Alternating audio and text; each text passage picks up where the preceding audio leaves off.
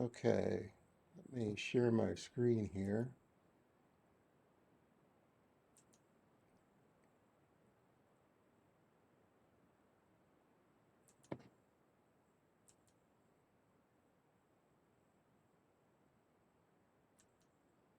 As long as we got a little bit of time, I'm going to grab another cup of coffee. I'll be right back. Okay. Okay.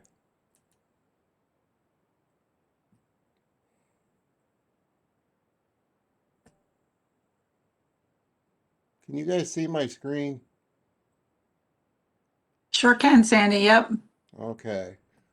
So I sent this, and this is a quick and dirty way because I know that in most situations, you don't know other people's disc and values. So uh, the good thing is that behaviors are the things that we see in one another most readily. So let's say that you're in a meeting with somebody for the first time. Uh, you can observe how they behave. Are they more extroverted? Are they more introverted? Uh, when are they the first ones in the meeting to speak? Are they always talking? Are they making small talk?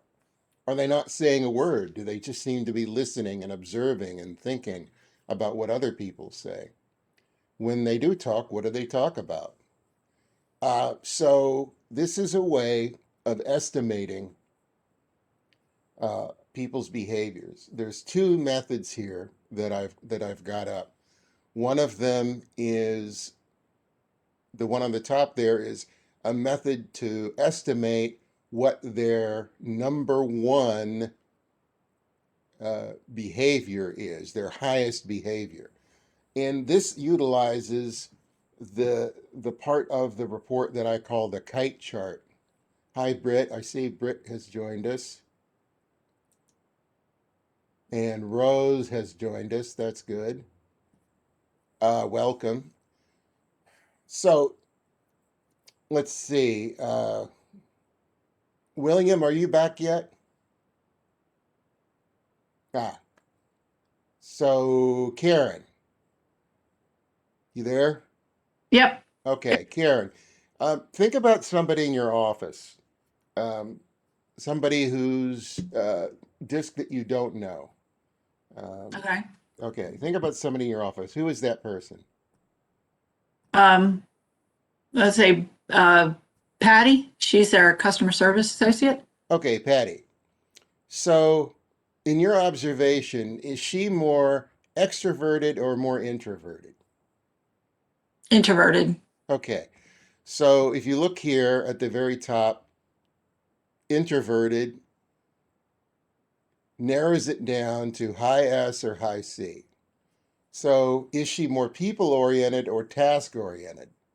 People. Okay, so really quickly, you've just estimated that her highest behavior is high S.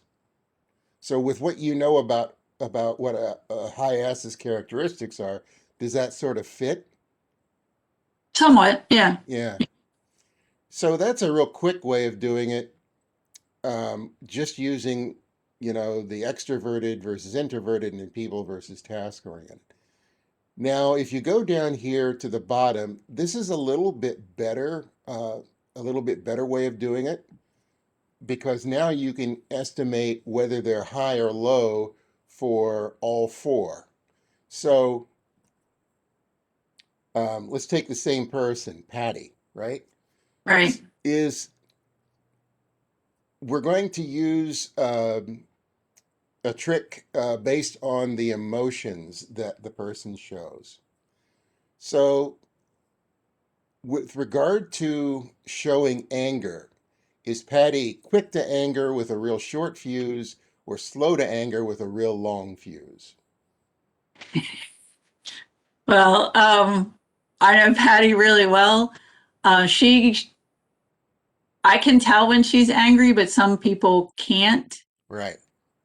because I read her body language. I can tell in a Zoom meeting if Patty's upset. But a lot Okay. of people may not be able to do that because she tries very hard not to get angry to at least for the customer perspective. Mm-hmm. maybe different for coworkers, but she can keep it to herself until she needs to let someone know. Okay. So Yeah, I was she's just going to say the same thing, Karen. Yeah, Alan knows She- her too. Alan knows her too. Yeah. Worked So at the Elkton Workforce Center. Yeah, she does keep it to herself, but when When she you lets it push out, her, when she lets yeah. it out, she lets it out. But would you say that then that she was slow to anger or quick to anger, even though she's not showing it? I don't know, Karen. I'd say she's slow to anger. I do too. I think she's slow to She's anger. really Okay. calm and So that and indicates more of a low D. So with regard to her optimism and trust, does she tend to be a more optimistic, positive, trusting individual or a more pessimistic or skeptical individual? I wouldn't say she was pessimistic or skeptical unless you pushed her. Hmm. right. Yeah, I'd say she's optimistic Yeah, most of the yeah. time. Yeah. Okay. Most of the time she's, she wants to help people and she wants to give them a positive experience and Okay. trust until you burn her. And then if you burn her, forget it. So that indicates more of a higher I. Yeah. So with regard to stabilizing, the emotion associated with stabilizing is non-emotional. In other words, the person doesn't show their emotions very quickly.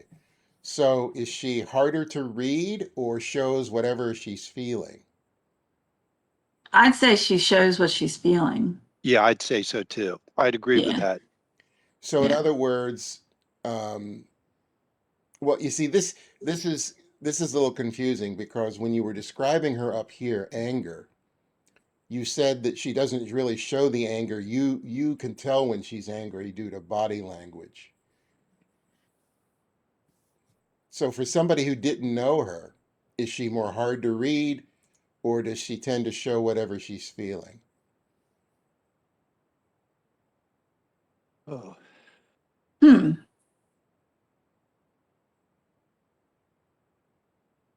I'd say she's in the middle, actually. Okay. yeah, I'd say she's very she's not empathetic. really, Yeah. yeah, she's empathetic and she has a very cool demeanor. So Okay. that may mean she's hard to read for a stranger in Yeah. terms of if they frustrate her, Hmm. she works really hard not to show it. Right. Once they're gone or then she lets it out. Okay. Yeah, she's very quick to diffuse a situation too. Yeah. Yeah. If she thinks it's going to accelerate So or maybe elevate she's on to the a high problem. side.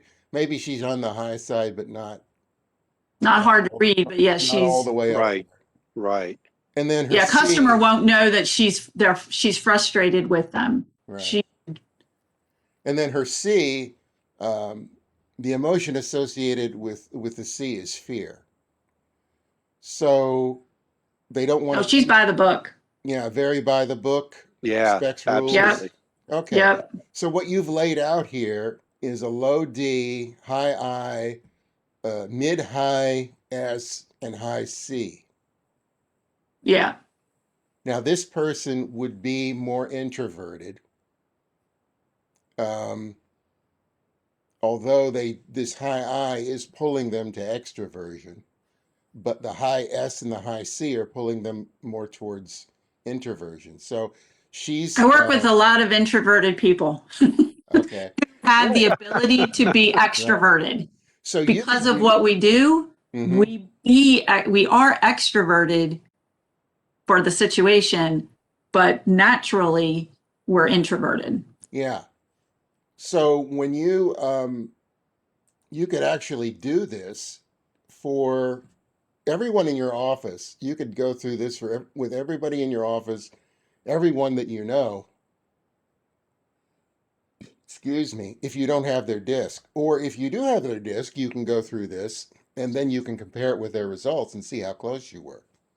And this is a good skill to have as you're interacting with a client because you're going to be able to see, hopefully, pretty quickly how they express anger, whether they are more optimistic or pessimistic, whether they're harder to read or show whatever they're feeling, and whether they tend to be a more by the book person or a freewheeler. And from that, in our last module, we talked about crafting a communication strategy based on their behaviors. So if you can estimate a person's behaviors using this little quick and dirty tool, you can craft your communication to blend with them a little better. And that will enable you to build rapport and build trust with them. So I had sent this out, and I recommend, now that I think about it, I probably should have included it during the communications session on Tuesday, so we could have run through some additional exercises here. Uh, William sent us a note saying that there's some participants that may be late because they're bogged down in the office. So, okay, great. Thank you for letting me know, William. Yeah, no worries. That's going to be, I think, 4 of the participants: Linda, India, Fred, Brittany, Right, and somebody I'm forgetting. But they're all on that team. right, right.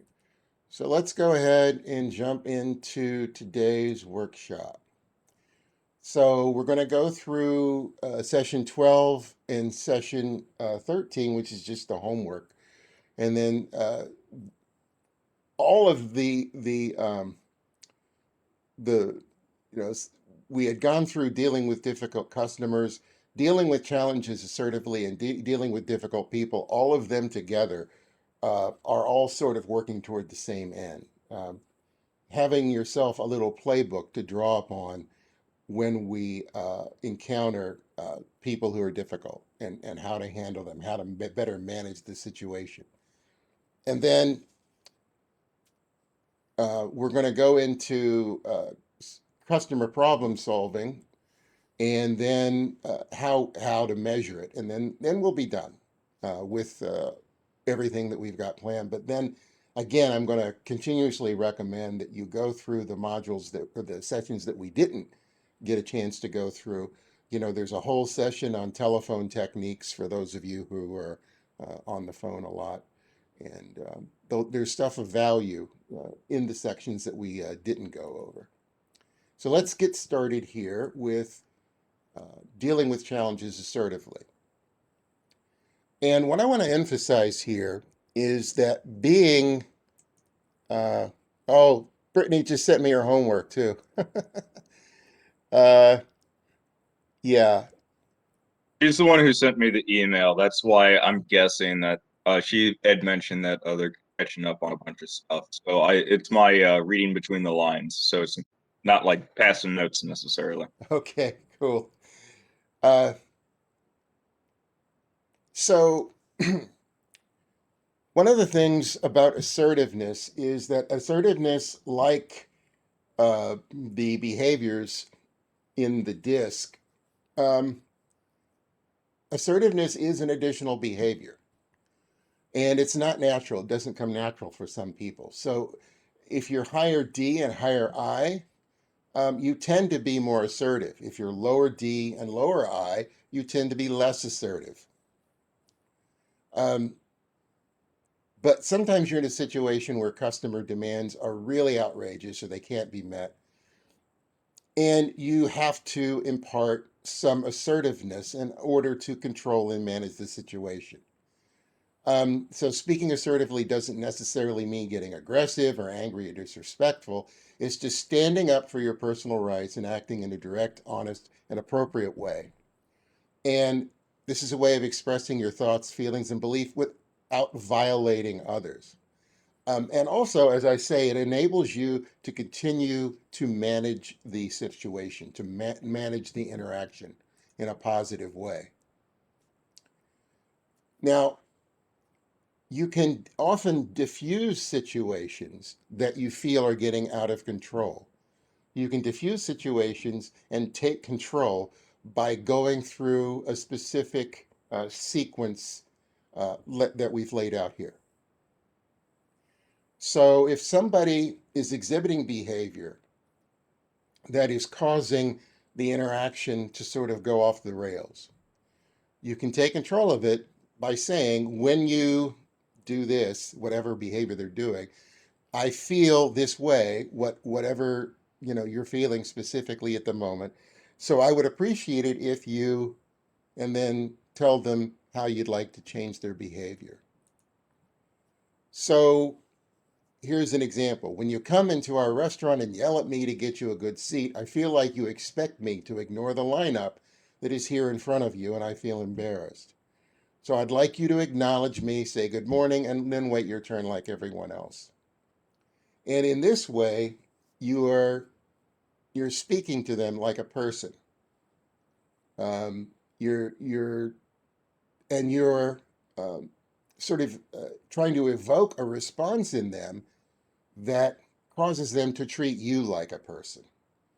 Just remind them that you're interacting with another person here. And so this is a pretty good model. I like this. So let's go through a few situations here and see how we would address them. These are situations that might cause your customer to respond assertively. So now you need to regain control of the situation.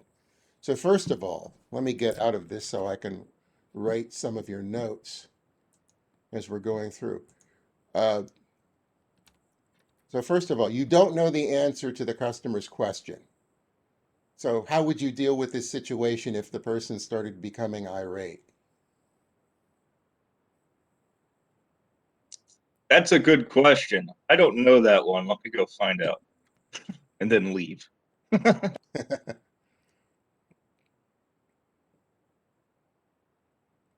I mean, you do come back with the answer eventually. What do some of the That rest way of you diffuse it by them not having anybody to yell at for a minute. how have some of the rest of you dealt with this?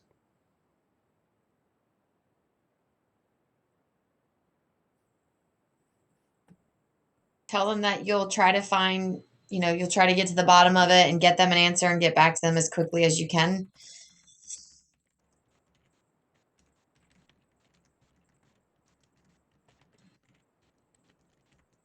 Okay. Any other ways that people have used that have been effective? You may have to refer them to someone else.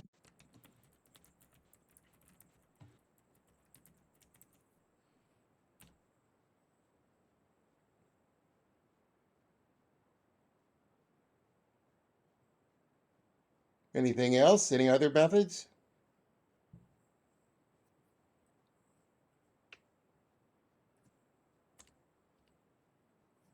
If not, let's move on to the next one here.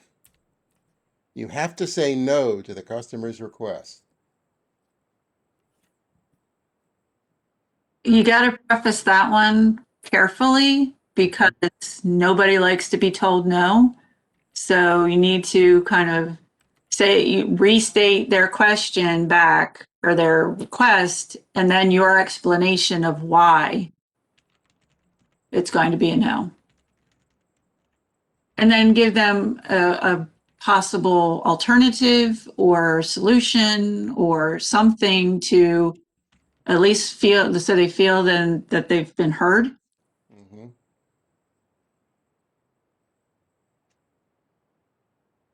Okay, great. Anything else? How about it's our company policy? Okay, so you might be in a situation where saying yes would violate a policy. So, Right, right.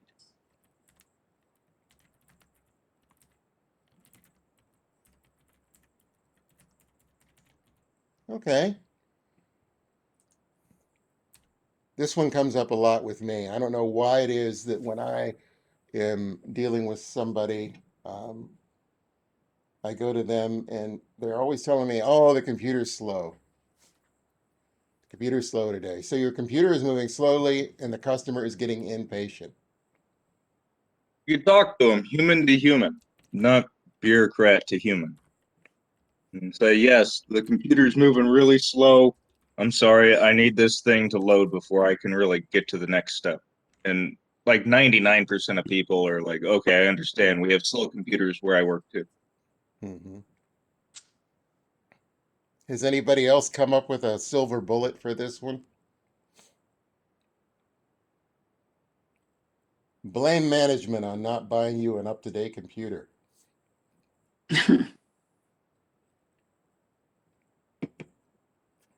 Say, the salesmen get all the cool stuff. We customer service folks have to settle for the old stuff.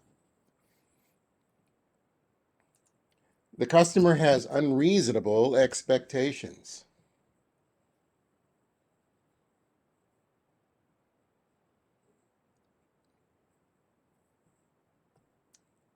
Hey, Linda just joined us. That's good. I mean, we get this one sometimes, but like usually it's kind of like ignorance mixed with fear. Mm-hmm. And so you cure it by, a heavy dose of, knowledge about what's going on and how the process works. And then most people are like, oh, okay, so, I can't just get whatever I want. There's a process to it. And I don't know, you can put that in however. Yeah, there you go. All Mm-hmm. right. Okay. Well, these are good. And as a matter of fact, I was thinking about this when I was prepping last night. Uh, it would probably be a benefit if when I captured these things, if I sent them to you, so that you can have sort of a nice cheat sheet of stuff that you guys have talked to me about, and then the stuff that I'm relaying to you from the source material. So I can combine the two and send them back to you, and I'll do that sort of as a handout for stuff we're doing today and some of the stuff we did on Tuesday. So here's some additional um, ideas that relate to those four questions. So, or those four situations. So you don't know the answer to the customer's question. Let the customer know that you don't know the answer.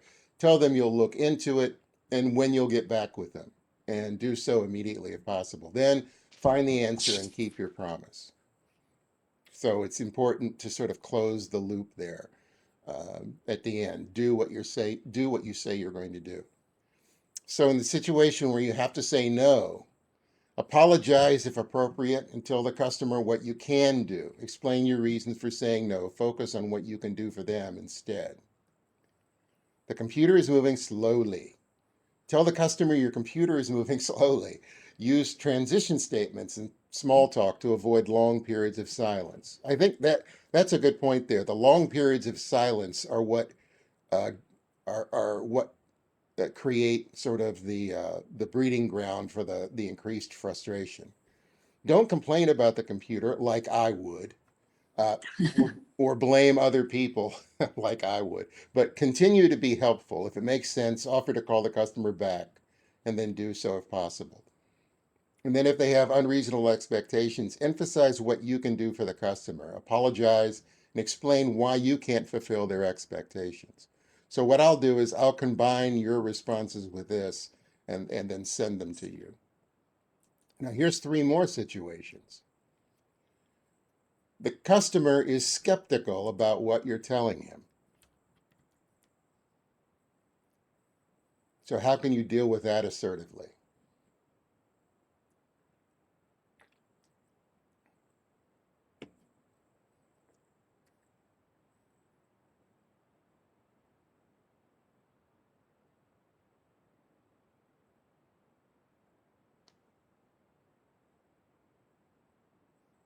I guess This just one doesn't come up so often, but like again, like basically teach the customer. And then like as soon as it gets out of like the surface level of what we're doing and like a level deeper, usually this one goes away. But again, this one's pretty rare for me. Did you say teach the customer? Yeah, basically teach the customer about what's going on and how stuff works. But like I mean, don't be stupid about it. But yeah.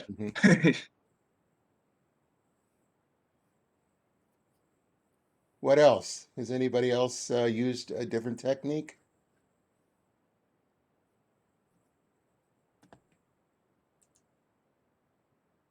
Just be honest and say that you're not making anything up, or, maybe give them some way to verify what you're saying. We deal with that a lot here with our grants, and, oh, well, we were told, like, I know that you paid someone else's rent, and okay, well, you're more than welcome to review our policies and procedures on our website to understand why we can't pay your rent or something like that. Just maybe give them something to refer to. Mm-hmm.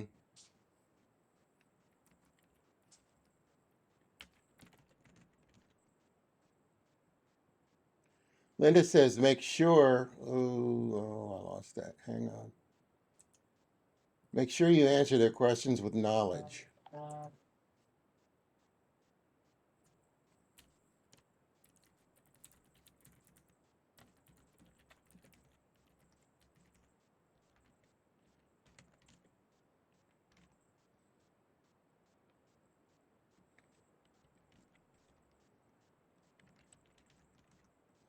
And then bring in someone who knows if needed.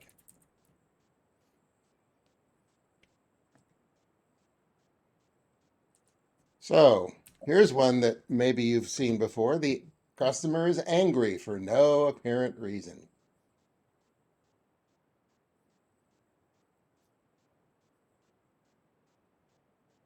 You got to get to the root of why they're angry. There's a reason why they're angry. It may have nothing to do with you. But, until you can get them to, Mm-hmm. talk about what they're angry about, you really can't help them, because you may have to leave the conversation, depending on why they're angry, you may have to kind of diffuse and walk away if they're go to the unreasonable or violent or something like that. It just depends. Good. That is my go-to, is getting to the root. Get to the root. Figure out the root cause. Anybody else have a different or something they'd like to add to that?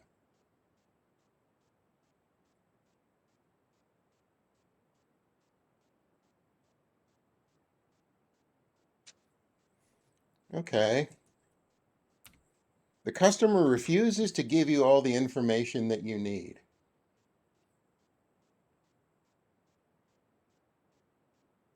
We get that a lot in grant funding kind of things. They don't want to provide certain pieces. And it's, basically informing them that unless you, satisfy the requirements, we can't help you. We want to help you. We really want to help you do whatever it is they're asking for. But until we have the required information, documentation, or we can't move forward.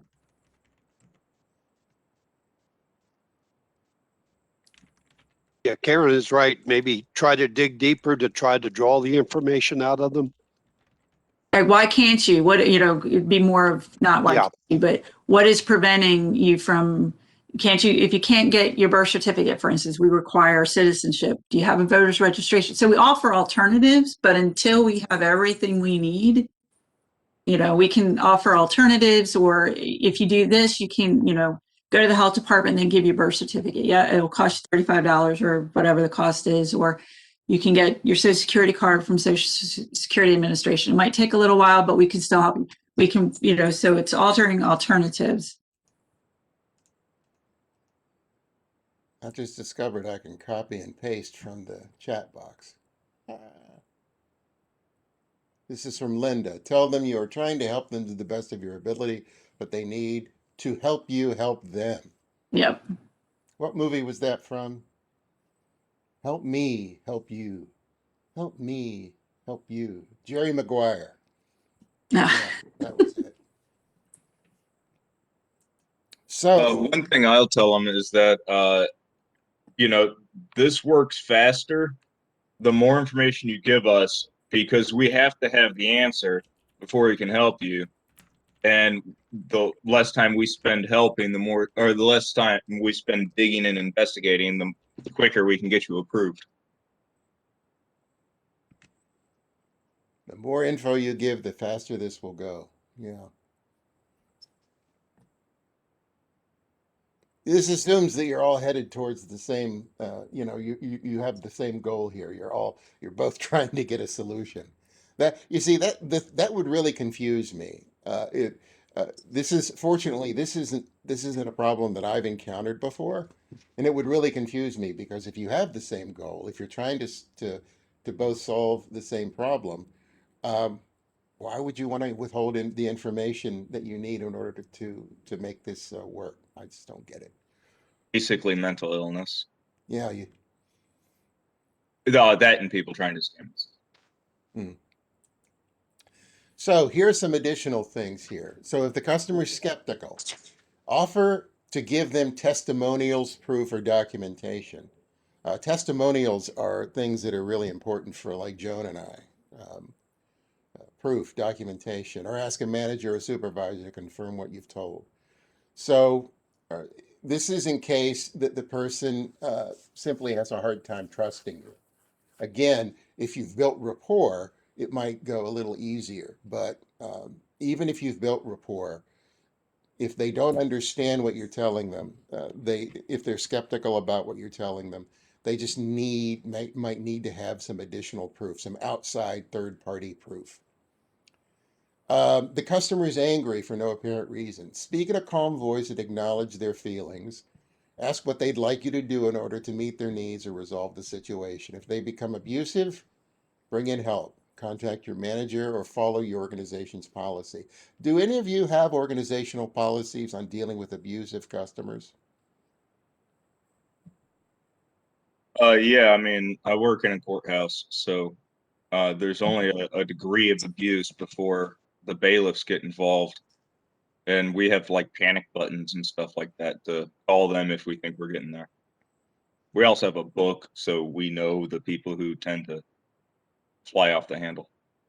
Ah. And then if the customer refuses to give you all the info you need, explain why you need the information and ask the customer to reconsider. If they continue to refuse, you're going to reach a point where you have to tell them you can't provide them what they need. Okay. So now let's go into the dealing with difficult people homework. Now,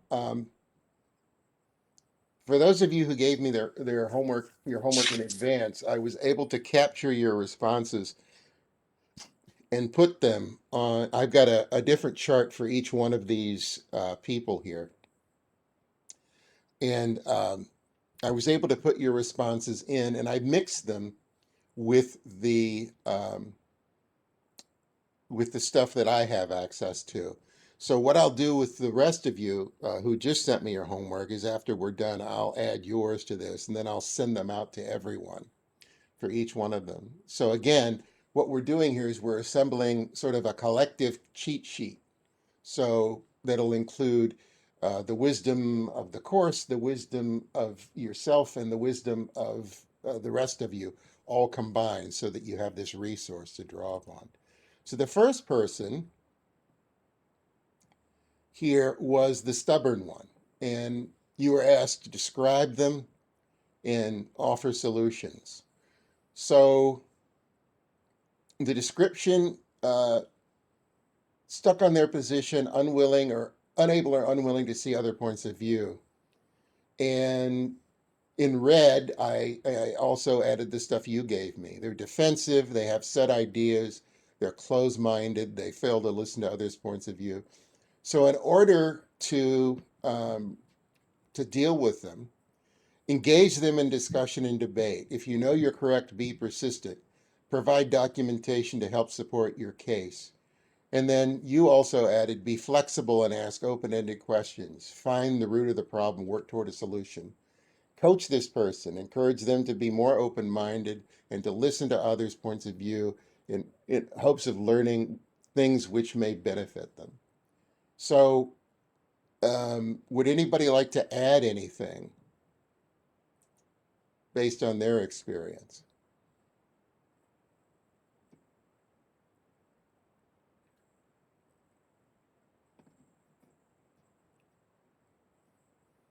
I can, like I said, I've got homework from William and from Britt, so I will add what they put in their homework to this when I send it out to you. Then the quiet one.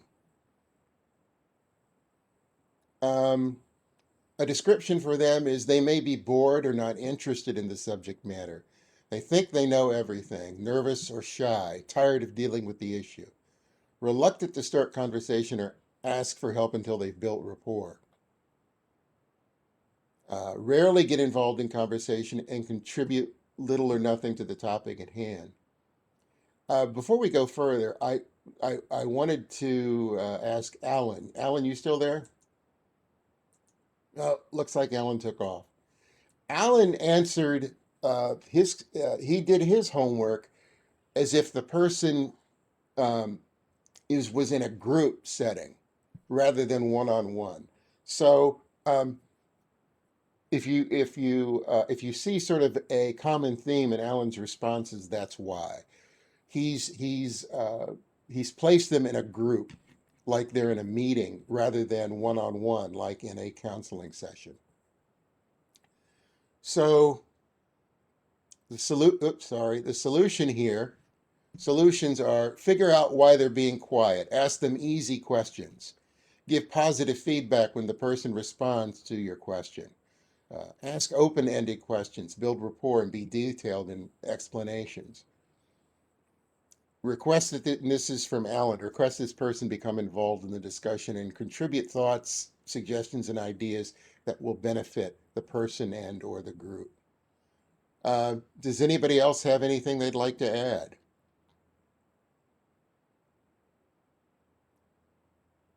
Abuse victims are often very quiet. And if you have a woman who's being very quiet and letting the man do the talking, then that's a huge red flag for abuse. And so you that's why I try to basically see people one-on-one. But yeah, that's a huge flag. So it may be a sign of a bigger problem.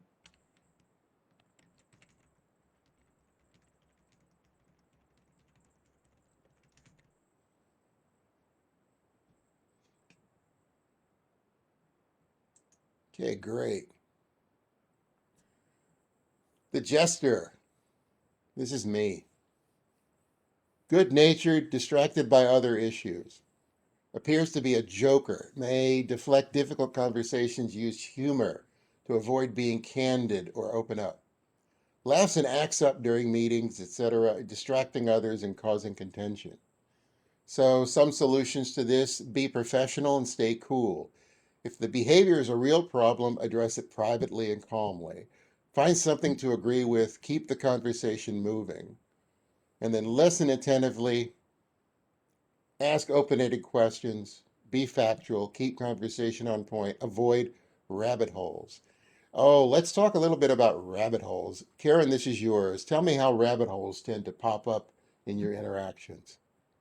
Well, it's um, I always to equate it with the squirrel in the movie Up, where the dog's talking, and all of a sudden they go squirrel and they just take off down a whole. I have ADD kids, and I was a teacher of ADD students, so it's really easy for tangents to happen and rabbit holes to happen. Mm-hmm. You can go down a little bit, but you got to always be constantly redirecting that conversation back to, and there's appropriate times. It's an emotion release. It's a way in which to kind of diffuse something that's getting a little too stressful, to go down a rabbit hole, to give them an opportunity to kind of vent or release. But you got to keep them on task, because that rabbit hole could go on for miles if you're not careful. Yeah.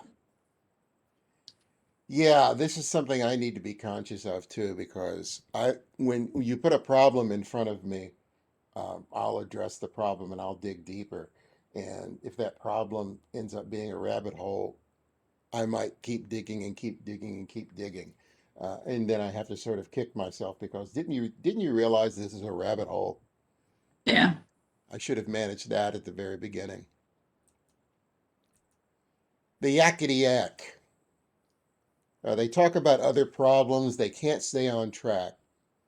This is the talker, may be repetitive, long-winded, constantly talks and holds sidebar discussions during the meeting that distracts from the meeting. So some solutions for that. Tie what they are saying back to the issue at hand. This could be harder, but anything can be connected. It's just a matter, this is another learned skill. Learn how to find the connection between the matter at hand and what they're talking about and bring it back on track. If you can't figure out the connection, ask them how does it relate. This might get them to realize, hey, I am going off track here and I need to stay focused. Separate out the issues and address them one thing at a time. Listen carefully, closed-ended questions, paraphrase, patience, guide the conversation back to the topic at hand. Okay, these are all really good. So, the person who is off base. The description here, uh, this one is a little, I noticed, was a little confusing. Um, what they were getting at here is a person who brings up ideas that are wrong. They're just totally off base. And then what you've added here, they have misinterpreted the services provided. They may not understand the process. They may become frustrated. They bring up other issues or topics that aren't relevant to the discussion. So your solutions here are to correct their misconception in private and tactfully. Have documentation on hand to show your point. Be the expert, be factual, show patience, empathize, and listen carefully. Anyone else have anything they'd like to add?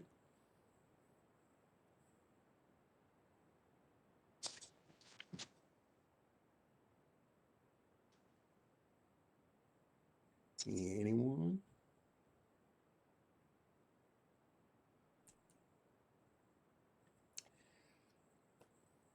Here's another confusing one. The person who has bigger issues. Okay, this can go a number of directions. I believe the intent in adding this one was to emphasize that sometimes the person that you're dealing with has a personality that just clashes with yours. And then sometimes they're just out to cause trouble. Um, so you've added, says there's one issue, but there's really something more pressing. They bring up topics that are much bigger than the topic at hand. For example, someone who wants to discuss world events at a staff meeting. So the solutions are keep the person focused on the task at hand, ask lots of questions, and keep them involved. Again, use your disc awareness skills and cheat sheets. This is in the case that you feel like that you're just clashing, that you're not blending well. Um, we've raised a little bit of your awareness on what other behaviors mean and where they come from. So try to blend with them. If you're a low D and you think that they're a high D, be aware of how they want the communication to go and try to blend, try to adapt your uh, uh, the way that you communicate with them to what they really need. Even if your personalities do clash, there are ways to bridge that. And then also ask open-ended questions, listen for the real problem or issues, be the expert, work toward a solution, be reliable. Anything else you'd like to add to that?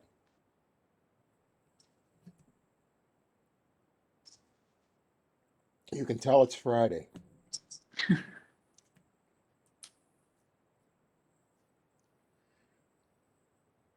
The chatterbox, as opposed to the yakety yak. This person talks about personal matters when in a conversation and can be distracting and impede progress. They can be off task very easily, could be defensive, deflecting, have difficult conversations. will keep talking on and or off topic and will not stop. So to deal with this person, tactfully bring the conversation back to the matter at hand. Ask easy questions and involve them in the discussion. If it's appropriate, set boundaries using phrases like, I'm not comfortable discussing that at work. Would you like to have coffee later and talk about it? Is that an option in your situations? No, not really. Usually these people are old, Yeah, and they're basically, I mean, to be crude, they're shut-ins on a field trip to see me to take care of something. right. And so I may be the only conversation that they've had in like 6 months. And honestly, I mean, if I've got a line of 100 people waiting, then I won't do it. But I mean, like, they need to talk. Like, they Mhm. need some sort of human interaction. Just, I think we all got a dose of it through Corona. But it's kind of the same idea, except on steroids because their friends are, I mean, to be crude, their friends are dead. Yeah. Mm-hmm. Yeah. See, I wouldn't think that interacting with your clients outside of work would be possible for most of you. True. But if it was, I guess that would be an enabler in certain situations. The know-it-all. Hey, that's me. Um, they may have this attitude because they're very interested in the topic at hand. They're an expert in this field. They like to hear their own voice. Arrogant and opinionated, get defensive when wrong, appoint themselves as a subject matter expert when in reality they aren't. Back when we were talking about our values, the seventh value, the theoretical value, is often at the root of this of this attitude, because if a person has a really high theoretical drive, they want to learn. And the reason they want to learn is they want to accumulate all knowledge about this or whatever they want to learn about. And as a result, they can often feel like they are the subject matter expert. And it's very difficult once you get into this mode, it's very difficult to be shown or proven that you're not the subject matter expert. It might be that you will only listen to somebody who you believe has better credentials than you. This is why I used to work with a bunch of PhDs, biologists and chemists, um, and it's very difficult to get PhDs to listen to you unless you have credentials, unless you have, and because they only respect people with the credentials. Have you published papers? Have you gotten patents? Things like that that show that you have a pedigree uh, in order to convince them that they might be wrong. And it becomes really annoying. Um, I always knew that the relationship was going to start on the wrong foot when I would meet one of these PhDs and they insisted that they be called doctor. My tendency is just to call him Phil or whatever. But no, they want to be called Dr. Phil. So some solutions for that. Ask them complex or detailed questions. Be prepared. Have documentation ready to sort of support you, to provide proof. Have confidence in yourself and your ability to do your job. Be factual. Offer solutions. Clarify needs. Be the expert that they need. So have you encountered people like this?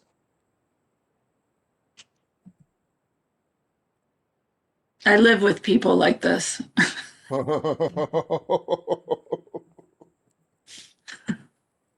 How do you deal with them?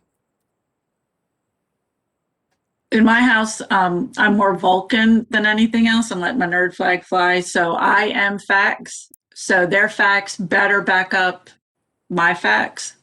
So Yeah. at home, it's a humorous thing now, but at work, it's be the expert. This is what we do. This is how we do it. and kind of listen to them. But yeah, I've had people tell me my job, and I just calmly say, well, you've got it somewhat right, but this is the reality of, you give them a reality check.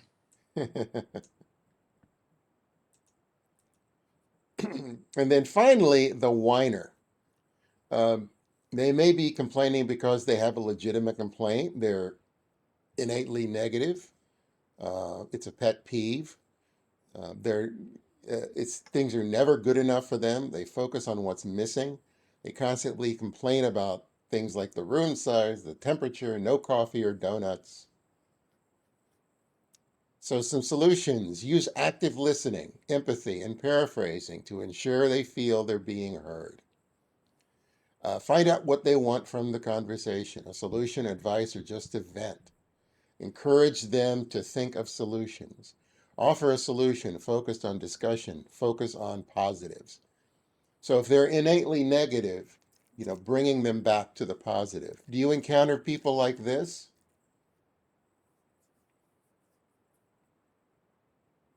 Yep, and we don't have donuts or coffee. Yeah, we don't either. No, my approach to this has always been to be very firm in what's going on to make sure that everyone is given an equal experience, because that's about all I can do. And somebody's always going to find fault.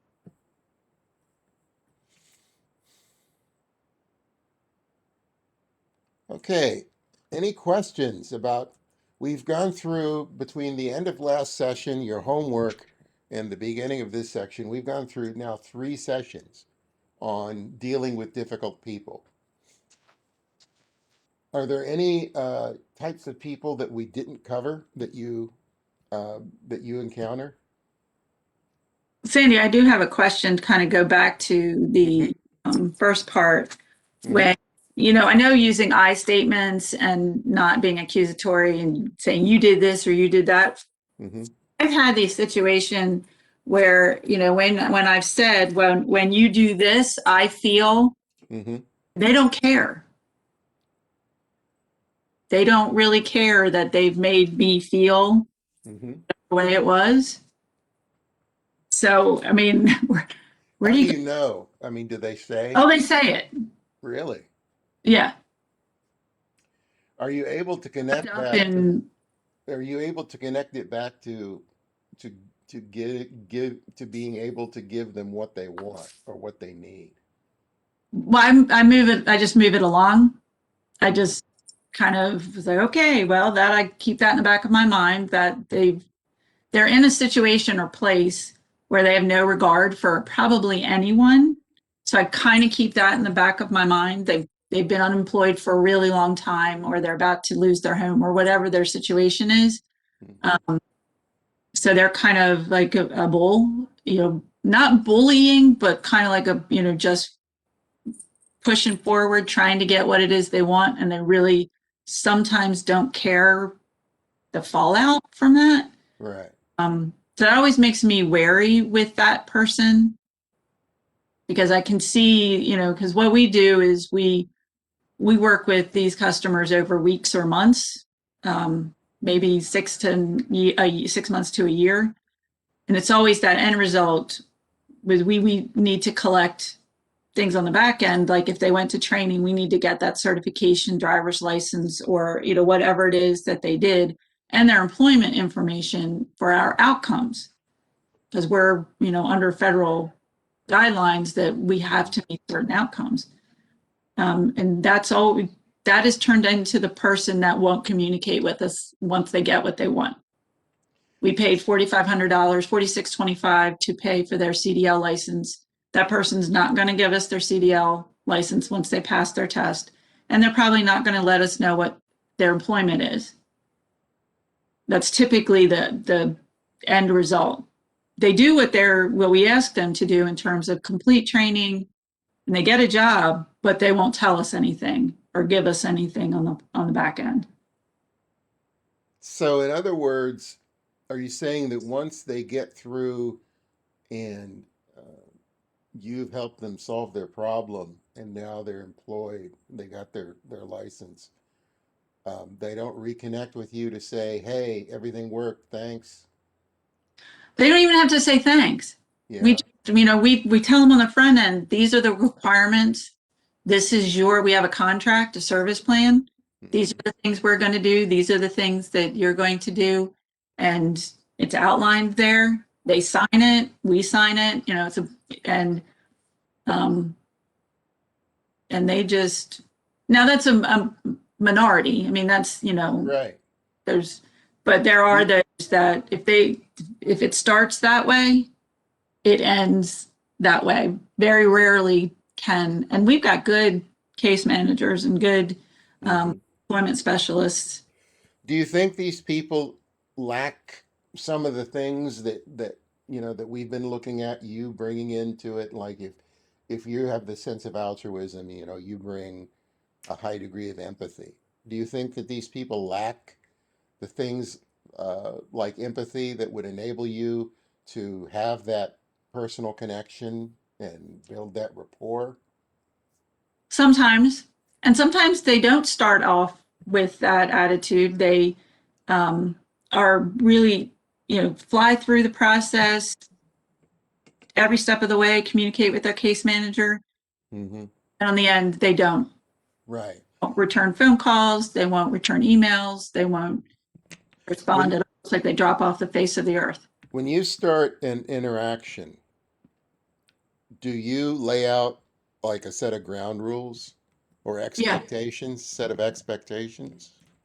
multiple times along the way. Okay. We circle back to that. It So, sounds like you guys are doing everything that you can and that you're encountering people who lack, this is a blind spot for them. yeah, And it is often this blind spot that contributes to them not being able to hold down a job in general. yeah, yeah. If you look at their resumes, um, Mhm. they are frequent flyers through temp agencies, through a variety of different short-term jobs. Right. And we really try to work. And some people it works. Some people, surprise us when they Hmm. start off badly and they end, really well. So it's the nature of the business. But it's just when I just don't know what to say to someone who just doesn't seem to want to. I guess that's my problem, is they don't want to build that rapport that I think is so important for at a successful outcome. Because Hmm. we're just in it for one meeting. It's months. It's a long-term relationship that we're trying to build with this person. And I guess it's just frustrating.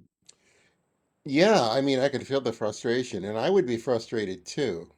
Um, I guess I would feel like that. Um, I would feel like that they don't recognize that there's a person on the other end of this that's trying to help them. Yeah.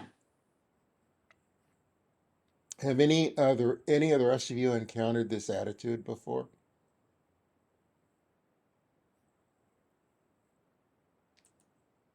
I mean, yeah, that's.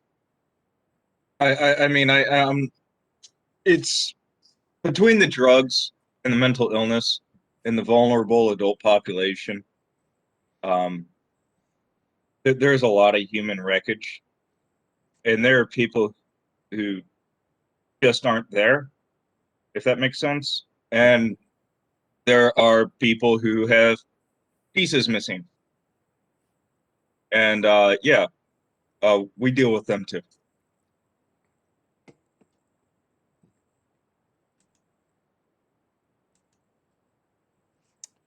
Okay, now we're going to shift our focus from difficult people to problem solving. And I asked you to go through this section um, in session 14 just to understand a basic problem solving procedure. Uh, there are lots of variations on this, but most problem solving procedures have the same general pattern here.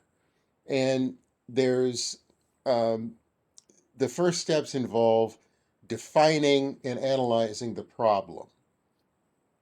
A lot of times you will find that you spend most of your time in the process defining and analyzing the problem. Because once you determine the root cause of the problem, that's how you now know where to apply your creativity in order to solve the problem. Um, then you come up with alternatives. You come up with possible alternatives, different ideas. And then you evaluate each alternative, and then you select the best alternatives to develop into solutions, and you lay out some sort of implementation plan. And this is a generic problem-solving process that works really well. A lot of times we will short circuit this. Back to talking about behaviors and how behaviors impact, uh, things like this, things of this nature. I often find that high Ds will want to short circuit this by not spending a lot of time on these first two steps. And they'll want to go directly to this, selecting a solution, boom. And in doing so, a lot of times they will miss out on, focusing on the things that uh, will help you better define the problem and make sure that you're solving the right problem. And also, a lot of times people with a high C will go through this procedure, but define the problem in terms of things that they know. So, if you have a tried and true way of solving problems, you will generally rely upon that. Um, the problem with that approach is the old saying, if the only tool that you have is a hammer, all problems tend to look like a nail. So if you define problems in terms of what you're comfortable with, rather than what the problem needs, you shortchange yourself when it's time to develop alternatives. So I want you to be aware of how your behaviors can sort of bias and color your approach to problem solving. I got a little thing that I did in the creative thinking and innovation class, and I can't remember off the top of my head uh, if any of you were in that class. Karen, were you in that class? No, Okay. I Were any didn't. of you in this class that we did last fall? This is an exercise that we did in this to illustrate how our thinking um, sort of directs how we solve problems. So this is a hypothetical situation. You're the coach of a community rec league softball team, and your team won the conference championship and is good enough to qualify for a special invitation only postseason tournament. However, you only have the budget large enough to send 12 of your players, your 15 players, to the tournament. So first, I want you to define the problem you're trying to solve and state how you would go about solving it. So I just write this down really quickly here. I'm going to give you a couple minutes. Define the problem you're trying to solve based on what I laid out there, and then how would you go about solving it? So go ahead and do that on your own, and then we'll sort of reconvene to discuss your solutions.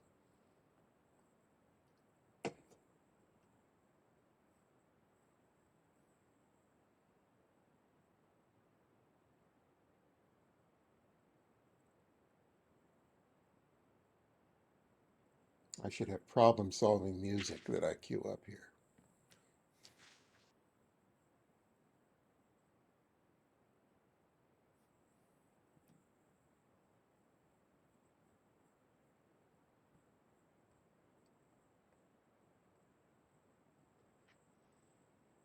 What if you have two problems?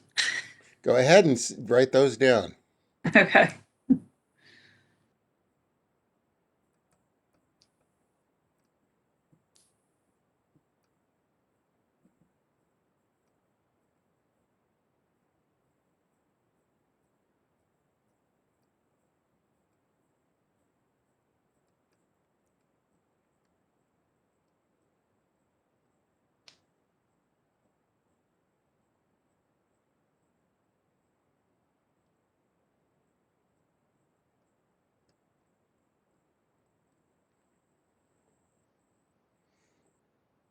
Okay, I'm going to give you another minute here.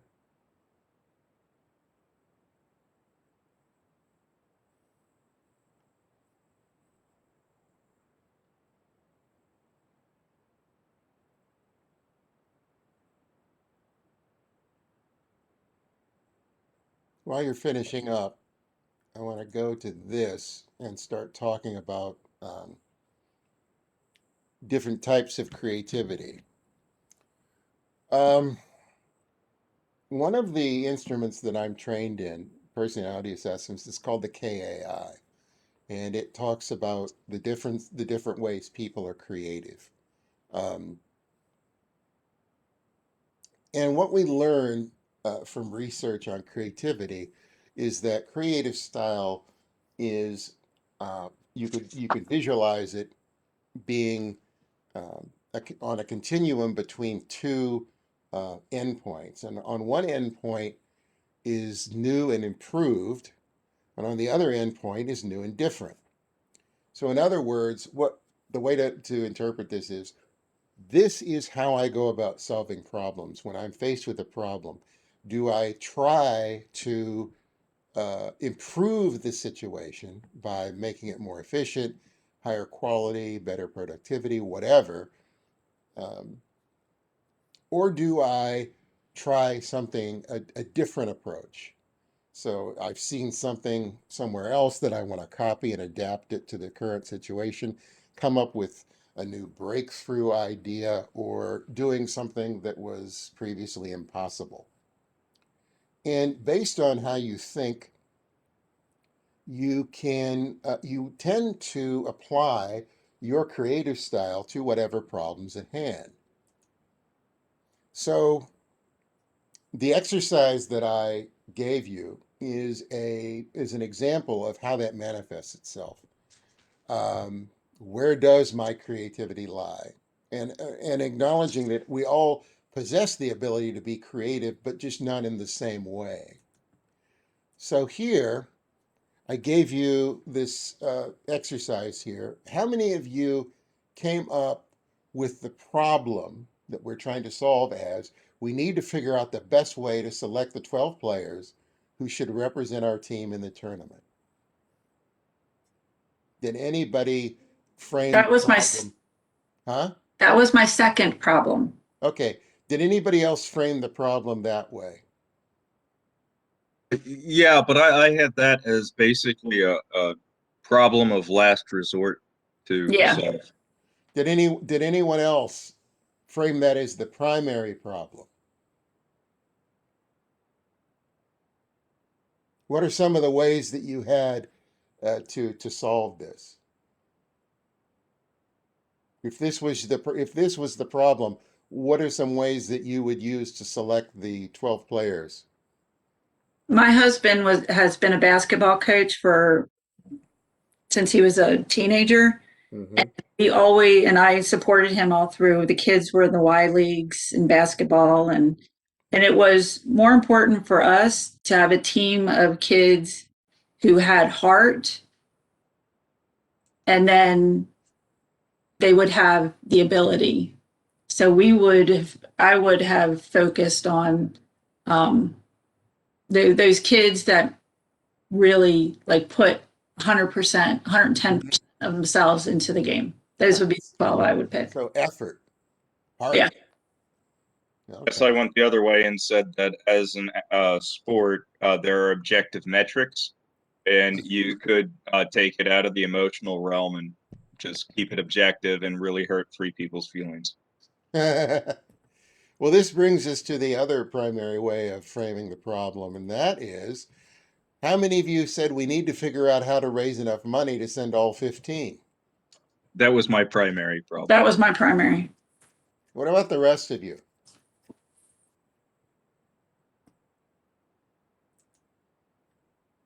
Britt, Linda, Rose, weigh in here. You can do it in the chat if you'd like.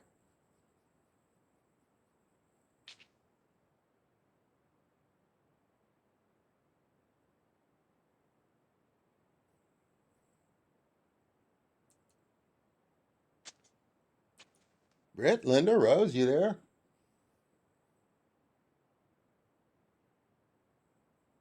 Wow, I don't even know if they're there. There we go. Rose is having internet issues.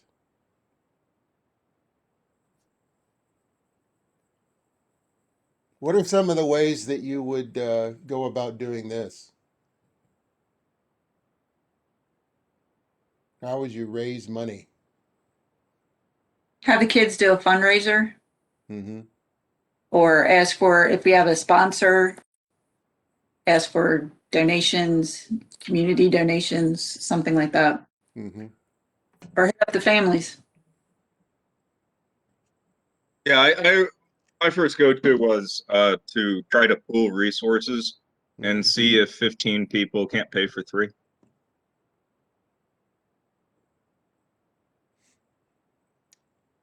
Do any of you feel like, oh, and Linda says find a reward to accommodate all players with the current budget? Do any of you feel like that if we can't figure out a way to get all 15 there, then none of them should go? We're not gonna go as a team? Yeah, Linda says yeah. Um,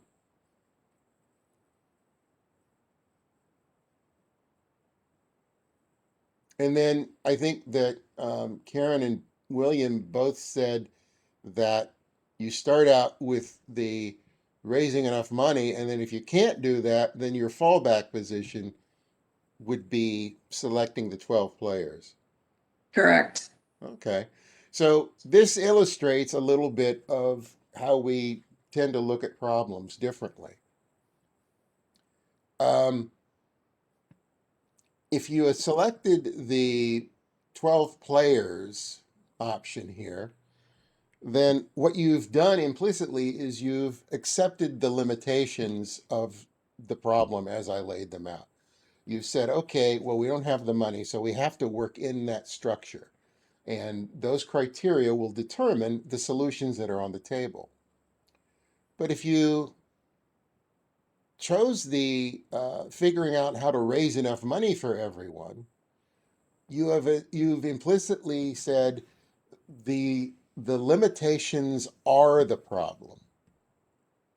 So we have to break those limitations in order to solve the problem. So I will not accept that we don't have enough money. The fact that we don't have enough money is the problem.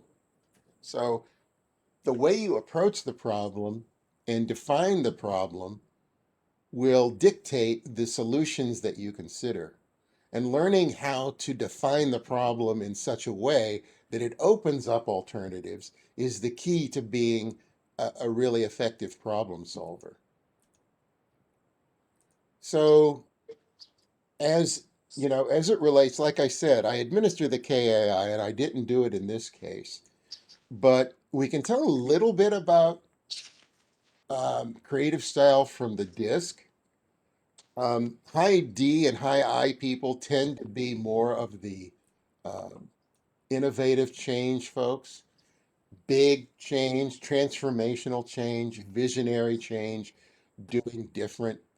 And then the high S and the high C tend to be more incremental change, improvement, uh, increasing efficiency, doing better. And as we've gone through the definitions of these, I think it might be pretty easy to see why these come out this way. If you're like for a high C, if you're a more procedural person and you rely on procedures, the procedures tend to create structure.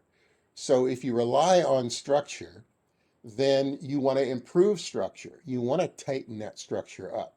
You want to um, uh, do better. You want to increase its efficiency and its effectiveness and its productivity and things like that. But if you're more of a visionary person, if you see the big picture and you see that in order to get to where we need to go, some major transformational changes are needed, you might you might identify more with those type of opportunities, those type of alternatives. Also, the high S people will tend to look at big change as disruptive. So the high S people will say, you know, we're really going to upset the organization here. We're going to create um, a lot of conflict in the organization by making these big changes. And we want to avoid that because it will, you know, upset the apple cart and it'll put some people outside their comfort zone.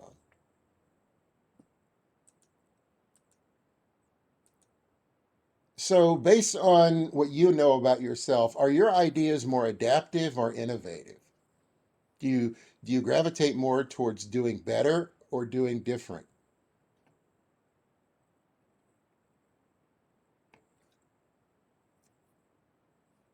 I guess based on the softball thing, I doing different, being innovative.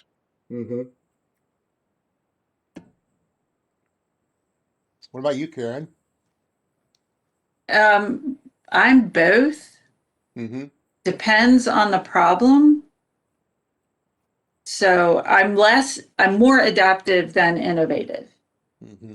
Every once in a while, I have to be innovative because there's no adaptive that I can see that will work. I go adaptive first. So my natural inclination is adaptive, but I can, as situations require, be innovative. And I'm better.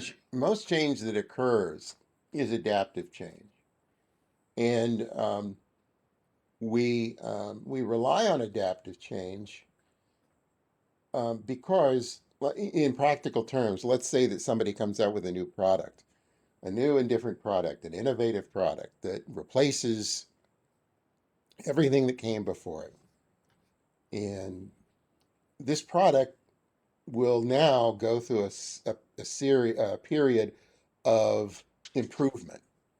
And it'll go through that improvement for a long period of time. And the reason is, you know, it took a lot to develop that project, that new product, all the R&D that went behind it and everything, and we need a return on that investment.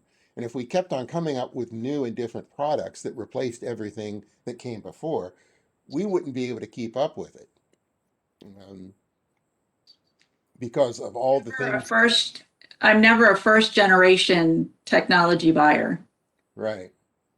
I don't get the newest, greatest phone because, or whatever, Mhm. because there's always problems. So I let everybody else deal with the problems and then I get it later.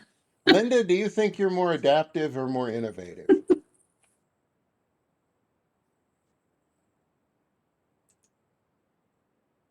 Linda, Rose, Britt, do you think you're more adaptive or more innovative?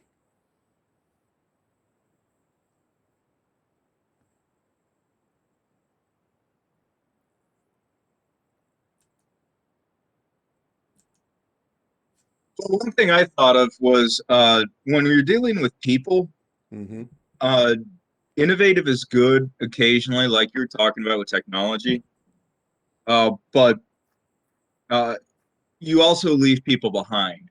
Mm-hmm. And you know, if you're leading a group of people, then you don't want to so again, in military terms, you don't want to like come up with like a completely new system where everybody's a fish out of water. You want to gradually change that system.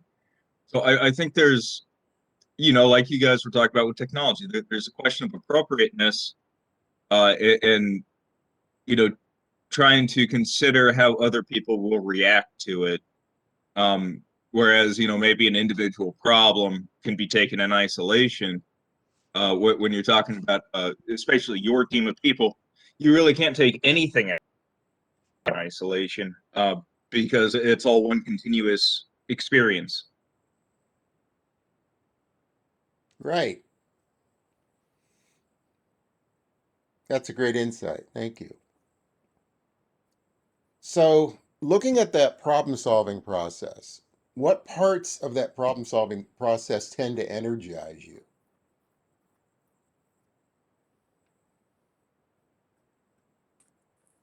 Because I'm high C and high S, it's always the beginning. Oh, yeah. Define problem, analyzing, research. That's where I like, give me a problem and I will research it to death.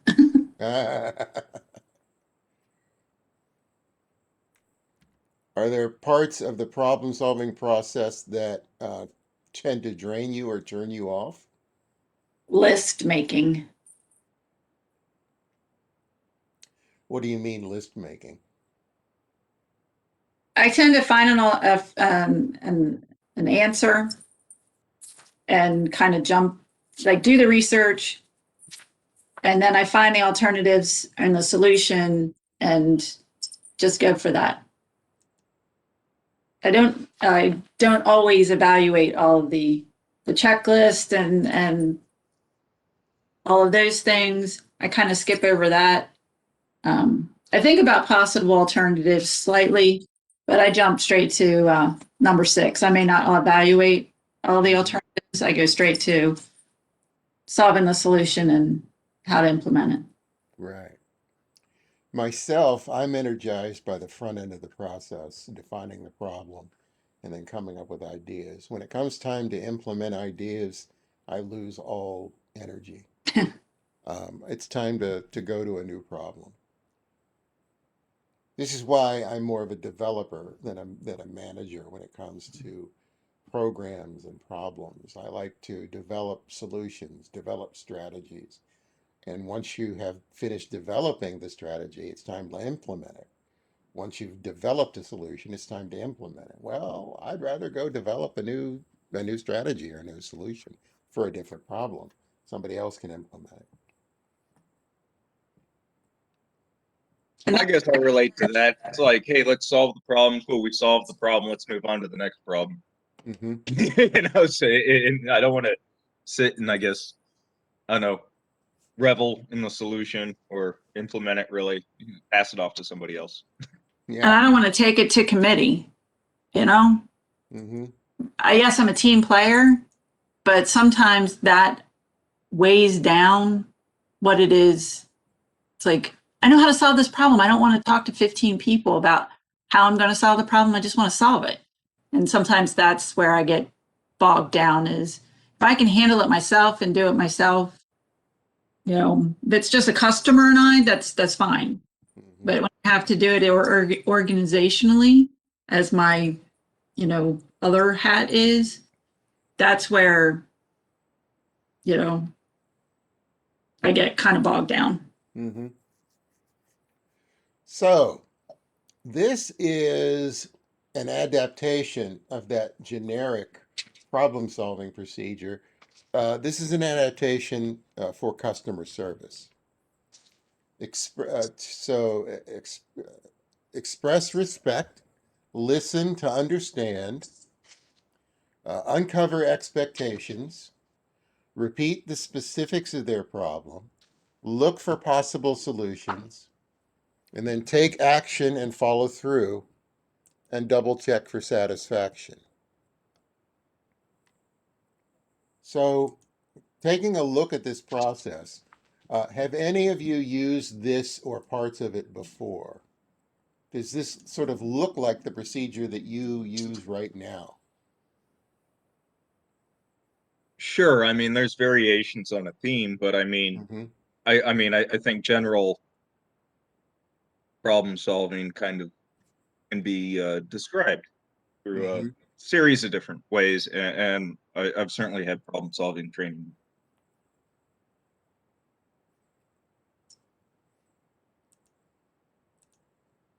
So, is this a good general framework for problem solving with your clients?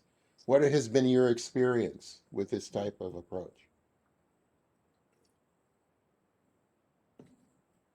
It's good as long as the customer is willing to follow me through the process. You know, you got some Yeah. people who like basically just want to throw a problem at you, and like there has to be some sort of interaction. But for most people, yeah, it works great. Mm-hmm. It's the 4th one, take action and follow through. You give Mm-hmm. them the action step. It's the follow through that sometimes doesn't. You follow through. I would follow through. But, you know, I always we have next steps and plans, and okay, you say these are the next steps and this is what you need to do, and I'll get in touch with you next week, or or you let me know when you've done this, and then you don't hear anything, or they, oh yeah, I forgot to do that, or something. So it's a give and take, and sometimes they just don't follow through. So is that the take action and follow through step of the process where you find most of the challenges? Yeah. Do any of the other steps of the process, do you find that they can be problematic as well?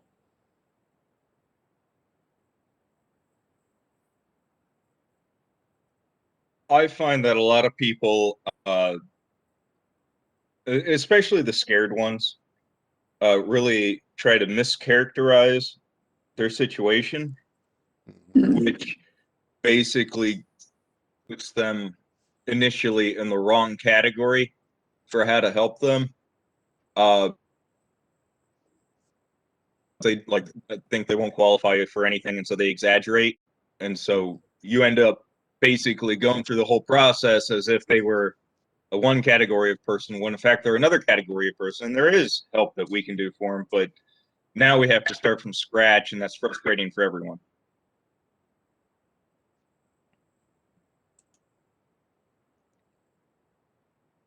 So how do you see this applying successfully in your workplace? Do you need to tweak it? Are there some variations of this, or some things you'd need to add or tweak to this to make it work?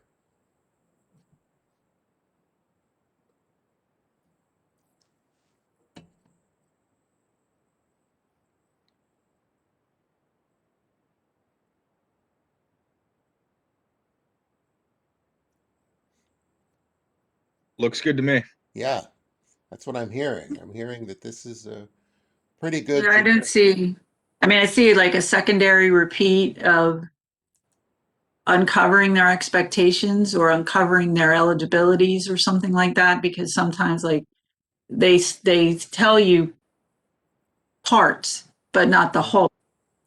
So sometimes if there's a going back to that step to get the whole story. Yeah, do you find that this is an iterative process to where you go through it and then you find that at some point you have to loop back Yeah. and sort of repeat it based on what you now know that you didn't know before? Yeah, we do a lot Yeah, of so I'm sorry, go ahead. peer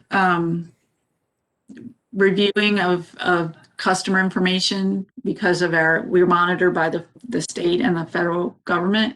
So we do peer reviews, and it helps in that respect to kind of have another set of eyes on a file, on a customer's case, so that sometimes you don't know that you've missed something because you're so in it. So we can say, did you ask this customer this question? Because I'm not seeing it in what I'm looking at. It's on a case note or something like that. And they're like, oh yeah, I forgot to put that in. Then that gives a fuller picture. Or did you ask the customer this? Or, so we use internal monitoring to kind of make sure that the customer is fully covered by everything. So the eligibility process isn't something we have to go back and start from the beginning again. Right. Okay. So let's go through this process. And I've got like three scenarios here. Let's go through this one at a time. And what you're going to find here, I think, maybe, is that when you're going through the procedure for a specific example here, you might not have to go through all seven of the steps. So let me get out of this so that I can add notes here as we're going through. Um, the first situation here is Sam walks into the bank one day to take money out of his account. The teller informs him that the account has been closed due to suspicion of criminal activity. So Sam becomes very upset and demands to speak to the supervisor, who is not in. So you are now tasked with helping solve this customer's problem. So going through the procedure that we've laid out here, how would you go about doing this?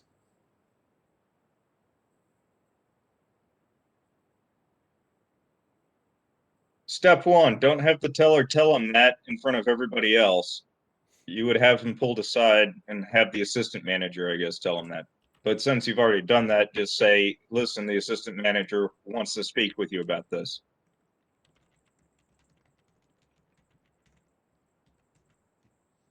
Okay. This, I used to be, one of my first careers right out of college was as a bank teller. Mm-hmm. So this kind of hits home, not for this specific example, but you always, Mr. or Miss, or, very respectful. You always, kind of empathize with them, saying there's something that's going on with your account. But yeah, you try not to do it in a public setting Mm-hmm. because they're going to explode. Mm-hmm. They're going to be really angry. Because we've had, that would happen when they overdrawn their account and didn't take care of it, and their account was closed and they didn't understand. And so that was always referred to someone up the food chain. We never did that. Okay. So what about this specific problem? How would you get to the root of this problem? So some sort of government agency would have had to inform the bank that they suspect it's criminal activity to freeze the account. Mm-hmm. Yeah, it So referred I to would that refer them agency. back to the FBI or whatever. Yeah. Um,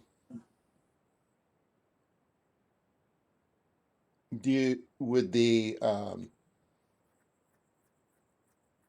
the teller or the assistant manager or somebody be able to tell Sam, here are the things that led us to suspect criminal activity.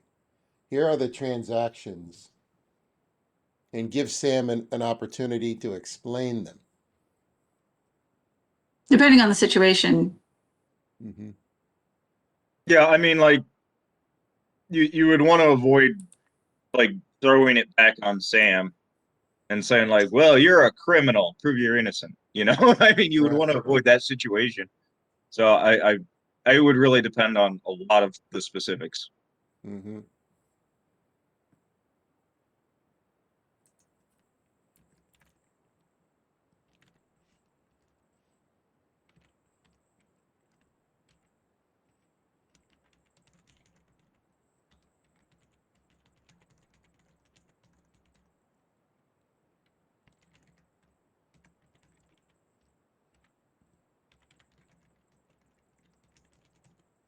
Now, this, Liam brings up an issue, the possibility that the bank didn't make this determination on their own, that an outside uh, an outside player like the FBI might have made the determination. So a possible solution, as he says, would be to contact the FBI. If the bank teller or assistant manager could not solve the problem at their level, Yeah. what are some other alternatives?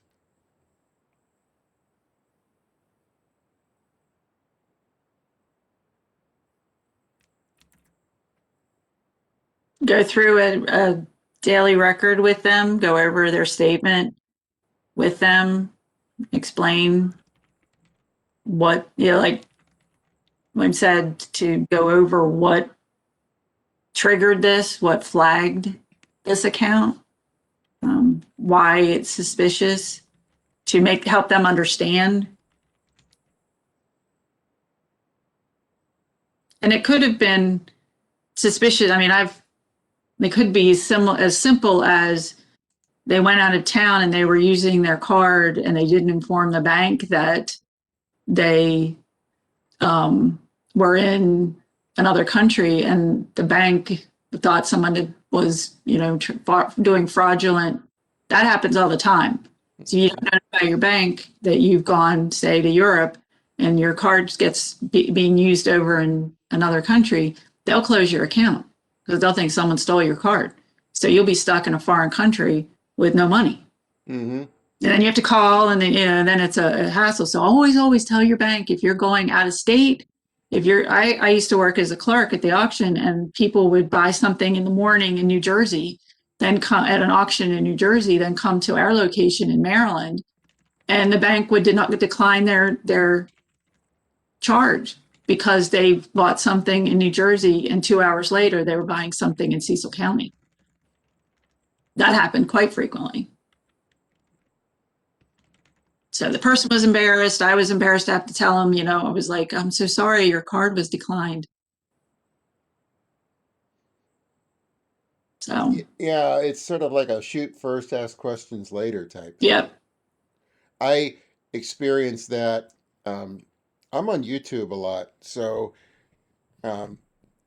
YouTube, since they're a big organization, they have a shoot first, ask questions later policy about copyright infringement.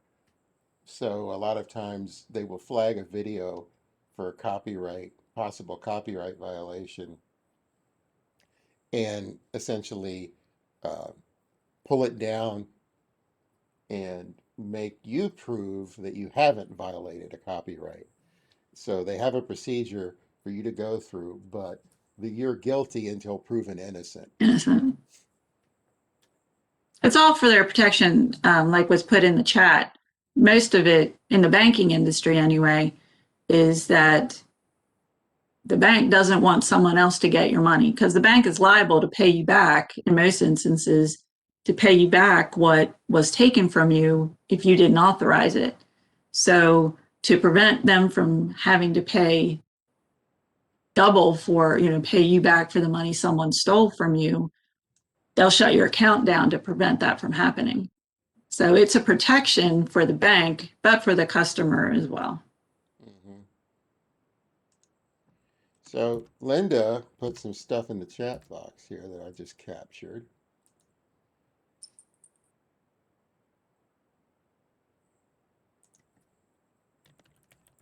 Show Sam's banking history.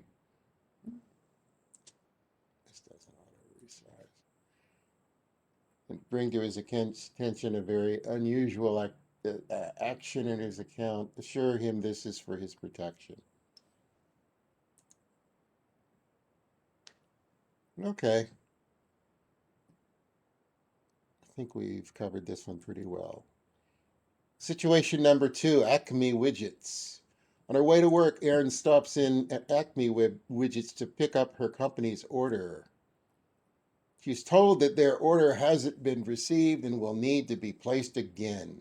This is the 4th time that this has happened this year, and Erin is not happy. All right, go through the procedure. Tell me how you would go about handling this with Erin.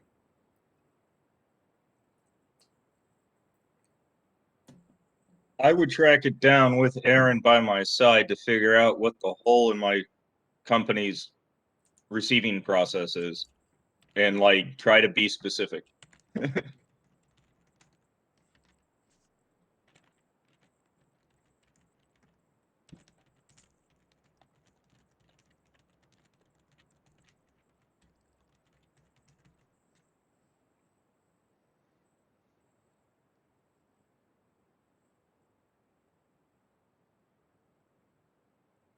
Okay, what else?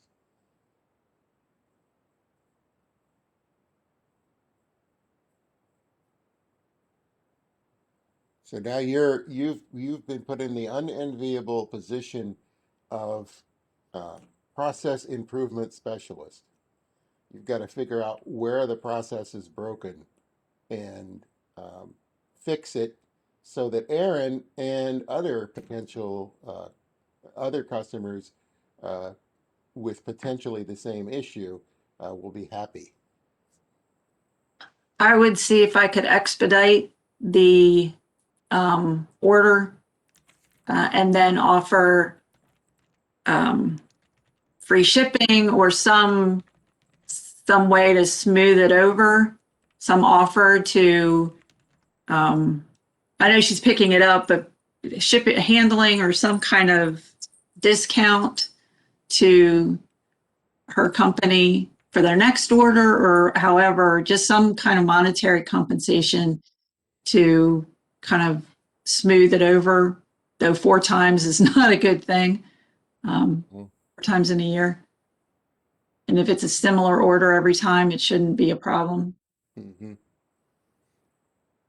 I would also offer my personal contact information, so that, and ask her to like email me or call me next time she puts in an order so that I can personally track it.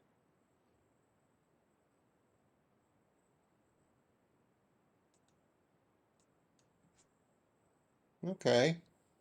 What else? I would go back to my work and see who was responsible for placing the order and see if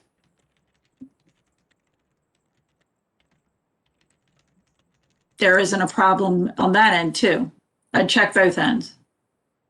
See who sent it, when they sent it, get that detail information, and then look at it from the company, the widgets place to see, okay, it was sent on this date, tracking order number, whatever, because you always get those, I do both sides of the process, Mm-hmm.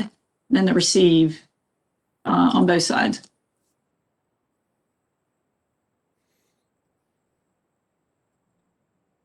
Okay. Now this is one that I came up with that is, I thought would be a little bit more pertinent to some of you. So this is a SWIP Job Center issue. Good old Irving here visits a job center to see what it takes to get a 45K job in the healthcare industry. He has no training, degrees, or certifications, and is told it will take a minimum of 6 months to get the most basic certification, which will qualify him for an entry-level 30K job, with additional certifications needed to qualify for higher paying jobs. So good old Irv is not happy with this scenario because he wants to get in now. This happens all the time. Mm-hmm. It's expectation and reality. So the reality of the situation is that without experience and certification credentialing, getting into a healthcare industry is very difficult unless it's in the admin position where you may not need certifications. Once you get those certifications, depending on the certifications that you have, and big, entry level is usually certified nursing assistant or medical assistant, they make about $15 an hour. Mm-hmm. So that's a quality check. But then, Mike, what was his former career? What was his former experience? Can that be translated into more experience once he gets the certification? So possible solution is retooling that resume, doing that former career for those transition skills that may give him leverage to negotiate a higher wage Mm-hmm. of his previous experience in a non-medical or healthcare experience. Mm-hmm. We get that all the time. Anybody else have any perspective on this? I mean, I would offer I guess empathy, because I mean, me personally, I know what that feels like to be on the outside, left out in the cold, for want of credentials. But I mean, just to explain that that's what needs to happen. I mean, again, somebody who just shows up and thinks they're going to be a nurse because they want to is seriously confused about how things happen. Right. So, in this situation, again, I liken this to the softball problem, the softball team problem, where you have a set of criteria, you have a set of constraints that might be part of the problem. So, would you ever investigate? There are two aspects of this. There's the 45K and there's the healthcare industry. Would you ever investigate whether you can which is more important, being in healthcare or getting the 45K job? Yeah, we do career assessments. We do, all those kind of things to get to, through our interviewing techniques as to what is the reasoning. Which is more important, which is the priority, the $45,000 job or the healthcare industry? Would you be willing to take a lower income to work in a field where you can potentially get to 45,000, but you won't start there, most likely? Or is the money more important? Then let's see what other jobs that you're skilled for that could get you that 45,000. So yeah, it's a process to kind of get to the root of why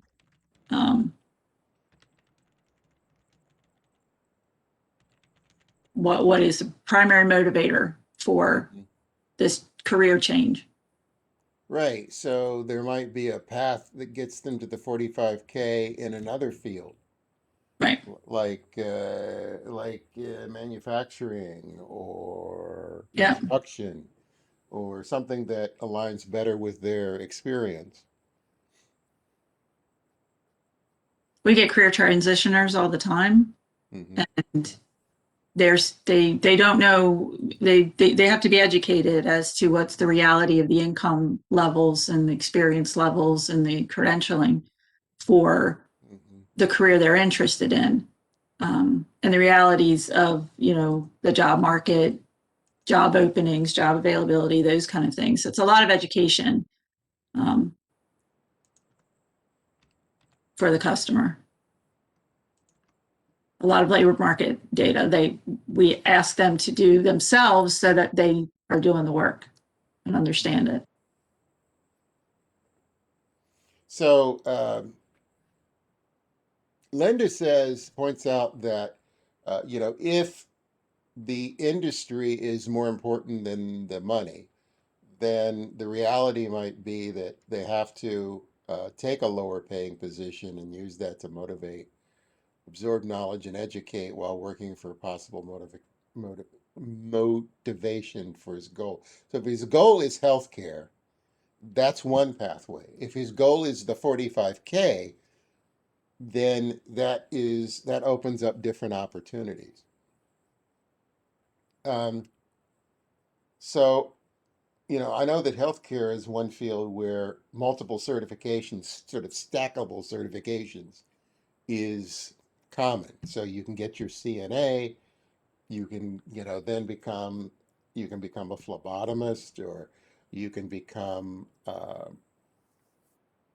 there's lots of different directions you can go with different certifications.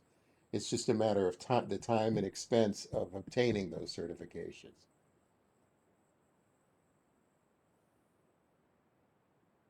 Anybody else have any perspective on this?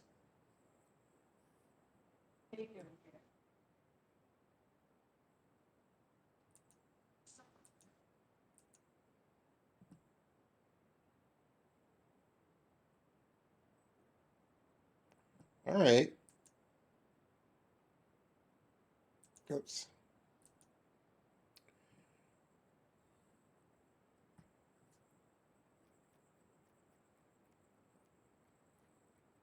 So then the recovery process for this, once the problem's identified, uh, apologize, listen and empathize, fix the problem quickly and fairly, offer atonement, keep your promises, and follow up.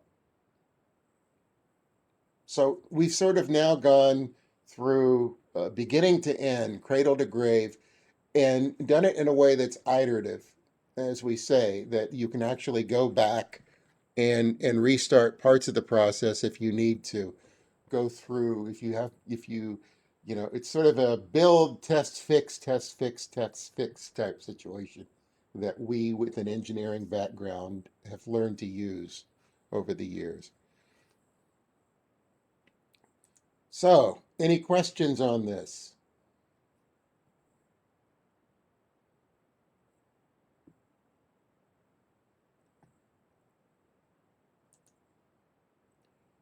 So we are now entering the home stretch where we're talking about ways to measure success. And you have a number of tools that you can use to measure success.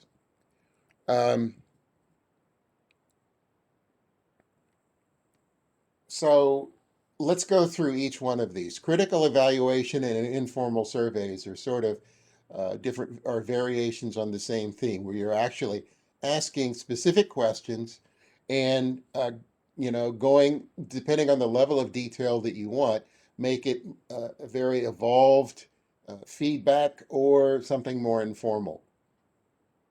Focus groups are, we hear about focus groups all the time in things like product improvement, experience improvement, where you gather together a bunch of people, 8 to 10 people maybe. You have a moderator, you discuss specific issues with the participants. The moderator is going through a very structured series of questions and getting feedback, and then the moderator produces a report. It does require some expertise. The fishbone diagram that you see here is a problem solving tool that lets you now, focus on how to measure things when you've identified a problem. You're identifying the causes of the problem, and you've prescribed solutions to measure how well does your solution actually work at solving the problem. So you start out here with the problem at the head of the fish, and then you identify some causes for that problem. Maybe the causes are big categories, like maybe one category is on equipment, and one's on people, and one's on processes, and one's on environment. And you identify all of the potential causes. You come up then with a way of dealing with those causes, and then you measure the impact of those corrections that you've made on the problem. And then from that information, you now can determine, did my solution work? And then brainstorming, it's a brainstorming brainstorming is kind of a dangerous tool. Uh, it, Brainstorming is simply you get into a group, everybody sort of shares ideas and builds on one another's ideas. I believe that brainstorming to be effective needs to be facilitated by somebody who knows what they're doing and can lead you through a session where they are prompting you to sort of build on one another's ideas, set the ground rules. Um, and it can be effective, but again, I believe it requires expertise, sort of the way that the focus group does. Benchmarking is one of my favorite ways of measuring success. In other words, do we have industry standards for success? Do we have things that other people have done that we can now use to measure our effectiveness? If there is some sort of standard that we can apply, or in a lot of cases, the standard is applied to us. Um, in dealing with the SWIT, for instance, we are told by the state that eventually they're going to have metrics for um, the stuff that we deal with. So We don't know what those metrics are going to be. We don't know what the targets are going to be. But eventually, we expect that we're going to receive them, and we're going to have to come up with a way of meeting them if we're not doing so already. Otherwise, it's much better to suggest metrics if rather than uh, have them applied to you by an outside source. It's much better to go to outside sources and figure out what the industry standard should be and sort of fill in a void by suggesting this is how we should be measuring ourselves. This is how we should be measuring success. So here are some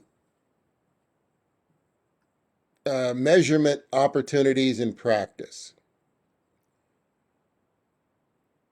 So what we're looking at for this is what kind of measurement technique of the ones that we just went through, critical evaluation, informal survey, focus groups, fishbone, brainstorming, and benchmarking, could we use to measure success here?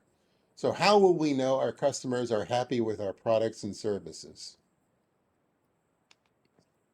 We use customer satisfaction surveys. Uh-huh. Okay. And how well do those work for you? But for the most part, I mean, we've used them to kind of we use them to evaluate our seminars. Mm-hmm. Our, when we were in the office, our customer service in the resource rooms as to areas of concerns or comments on what expectations were and if they were met by the customer, by us for the customer. Mm-hmm.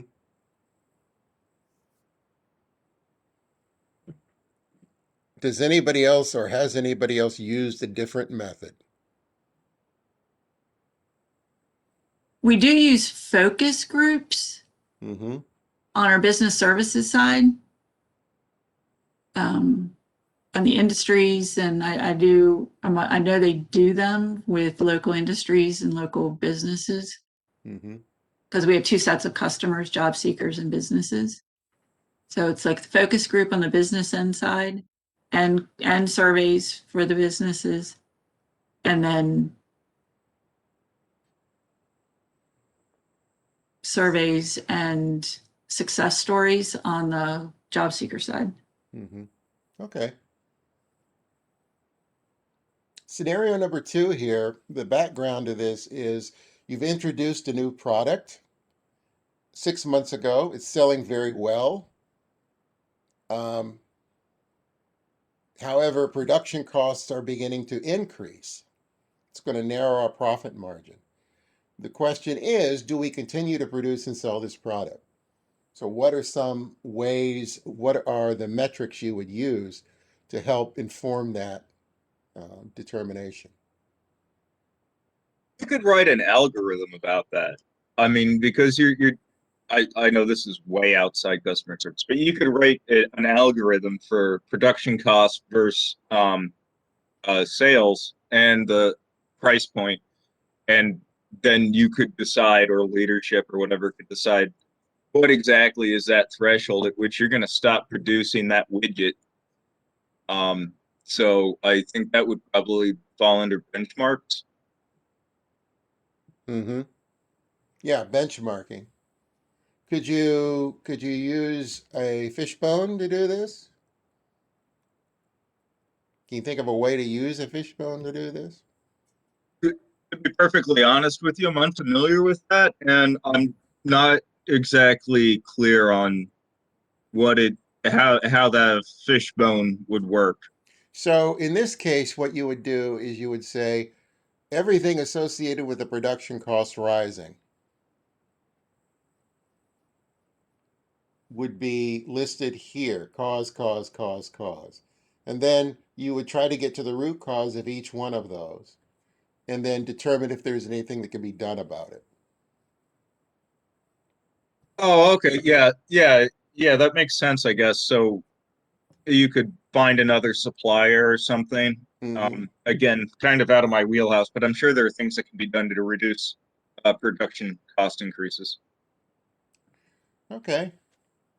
So the third scenario here is our call center staff are telling us that callers are complaining that they have to wait on hold for too long before speaking to a representative. So which of the measurement techniques could we use to help on this one?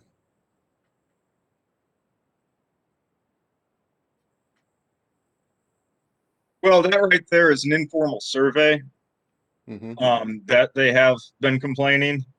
And so you've been informed of the problem. And then how to fix it would be something very measurable, which would be the average wait time, which your phone system or computer system, however you got it hooked up, should tell you. And then you could experiment and, okay, well, average wait time went from 20 minutes to 15 minutes. So this is beneficial. Or it went up, so it's not beneficial. How would you determine that there is a problem other than by the complaining here, that there is a real problem that needs to be addressed?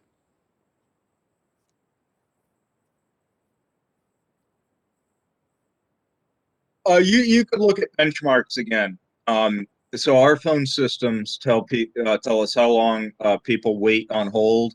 Like before you answer the phone, like this person's been waiting for 15 minutes or something. So I mean, like again, you can get raw data to make a benchmark, and perhaps a study of your raw data could inform some sort of decision about. I don't know. I know it's sacrilege for the government, but hire more people to answer the phones. Yeah, is there a way to get like an industry standard for certain things like this?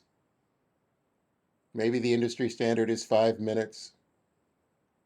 Yeah, I mean, you would have to. You could talk to other counties. You could talk to other states. You could talk to other departments. They get a lot of calls and see what's kind of normal and how far away from normal you are. Yeah, but I mean, it all comes back to a math problem in the end. Right.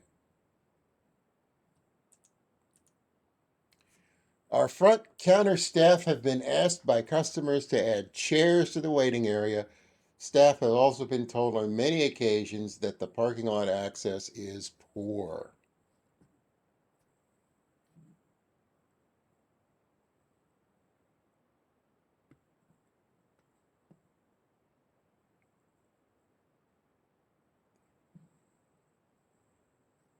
How could you measure this to determine if there's a real problem here?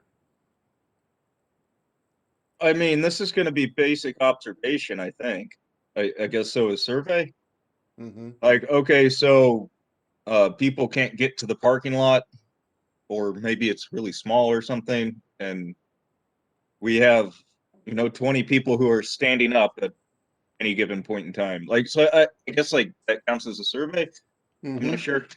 And then like, yeah, you get more chairs, or the parking lot seems like that would be a funding nightmare. So maybe that one's just gonna have to be a problem for a while. But yeah. Okay. And then this last one here, the setup for this is you're running a restaurant. You had a salad that was your best seller at lunch. It counted for about 65% of your lunch and supper time sales. But now it's dropped all of a sudden to about 45%. So you need to decide, do we change our menu or should we come up with something different? So what would you need to measure in order to inform your decision here?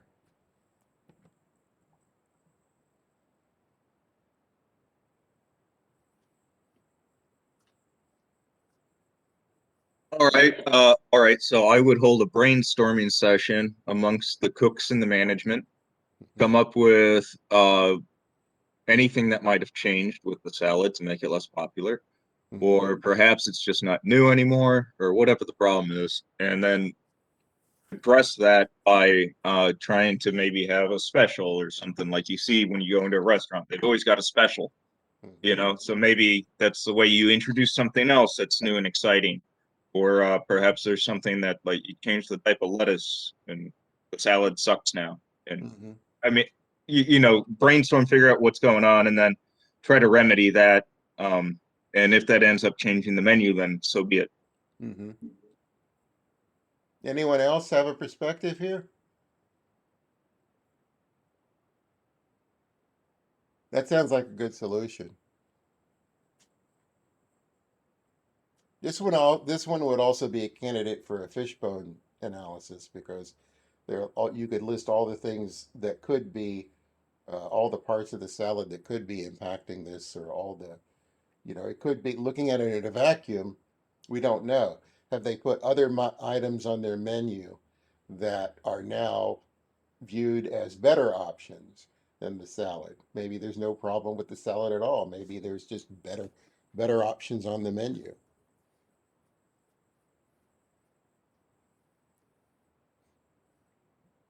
Okay.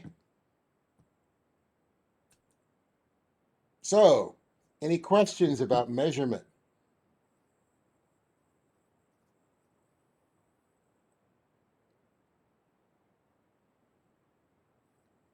Oh boy. Let's see what time we got. Oh no, I can't believe this. So we have reached the end of our workshop. So I've got some final recommendations for you. First of all, I would go through the sections that we didn't have time to cover. Go through them in your student manual. I would, if you feel so inclined, schedule a one-on-one with me to go over your Disc Plus report. It always helps to, learning the general stuff that we can do in a workshop gives you a certain level of understanding, but doing the one-on-one really gets you in depth, focused on your report, your results, and making them relevant to you. So you can schedule a one-on-one meeting to go over your Disc Plus report. And then we've developed a lot of stuff for ourselves through here. We've developed our personal vision, and we've developed goals, and we've learned stuff from handouts, and you've learned stuff from your Disc Plus. You can use this to develop your own customer service strategy. And I highly recommend that you do so. Something that is personalized to you and personalized to the customers that you typically tend to serve. So come up with something that is unique to you. Um, are there any questions, general questions about the things that we've covered over the last three sessions?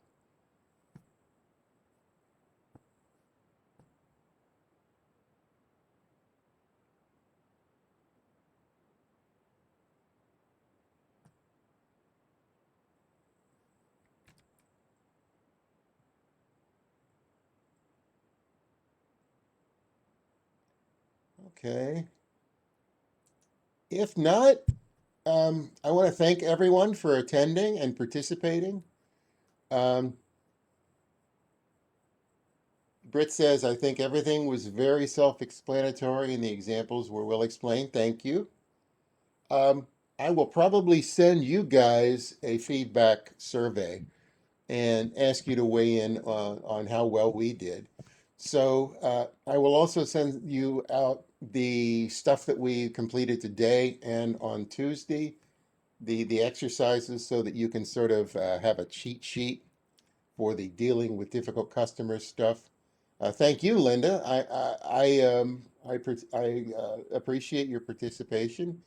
Um, and I'm always, you can always reach me via email or call me and continue the discussion. And with that, have a great rest of your weekend. And I look forward to hearing from you. All right. Well, thank you very much. It's been fun. Thank you, William. Thank you, Karen. Thank you, Britt. Thank you, Linda.